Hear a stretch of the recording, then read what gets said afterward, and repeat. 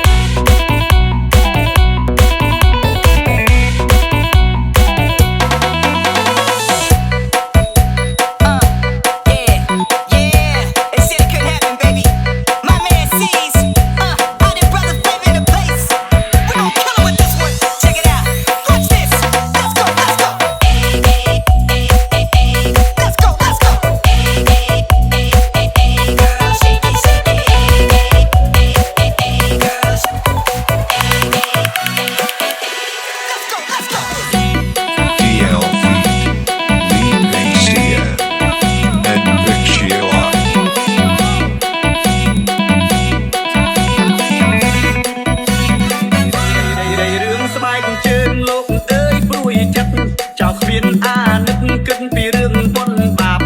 ទុកមិនប្រយ័ត្នទៅប៉ុន្តែការតែងតបាត់ទុកក្បាលចាក្រៃមិនបាត់ក៏វានៅតបាត់ស្បែកជើងមានយីហោមិនថាថប់មិនថាថ្លៃឡើងផ្ទះទៅពេលដីចុកមកពីលួចបាត់